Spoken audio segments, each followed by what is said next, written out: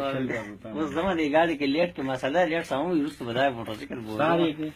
ها ما خو یاري تر اوسه مې نه ته خبرو سړی بخ کاری دا کار چې دې زما لیک سره پنی مې مخ تاسو زما د خپل چې لیک به ورېدلی بچاوي نن به ویلي نن به ویلي مې راکې ګرځېده هر وخت ها 25000 مثال وخت وی او کنه نن به وا کېرا کنه اوس کنه یاره خرې خصم بال کړو په مې راکې ګرځېده خې خولې ساتلې ها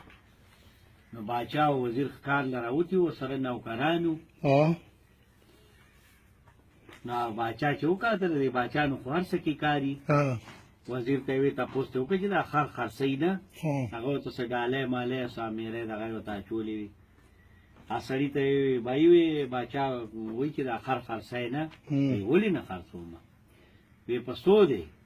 وی په 100 روپے ها هغه وخت په 15 روپے خار کېدو بالکل هغه ته یره دا خو 100 روپے په دې خو اتیا خورونه کیږي ها وی کېږي به خو زما خر کمالی دی او بس او زه په زور ورکو زه په زر خرڅوم کاله والے کناله صحیح شو باچا ته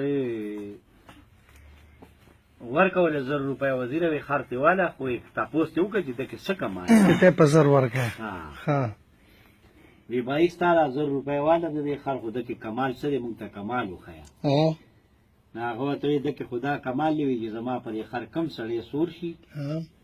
نو مکه مدینه او ته داسې ښکاری لکه دا مخامخ غر چې څنګه ښکاری ها باچا وی لکه دا خو د کمال نه ډک خار دی بالکل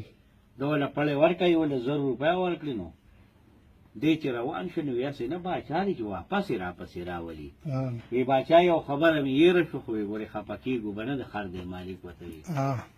وی څو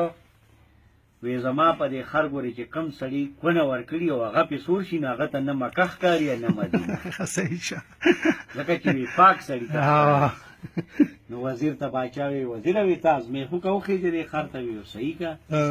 نو وزیر خر ته وخت نو مکه کم د ښکاری دا او مدینه کم وزیر وی ک چې روان کې نه ښکاری باچا ته څنګه چل وزیر ښکاری دا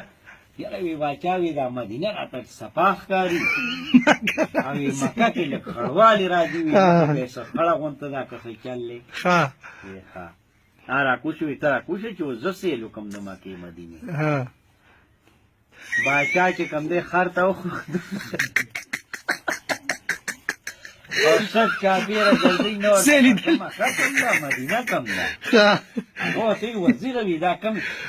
وزیر ولا راي وخت وته ما تم سن ښکاری د اوس په ما کې دي غاړو کوو وای نه هو ته یا ولکه وزیر وی ته وای چې دا غره خو ما ته خو ما کسبه صحیح شو او مدینه لګه خړا نو مالک وته وشو ښکاری ته مکه مدینه وی رو داسې سپاره ته ښکاری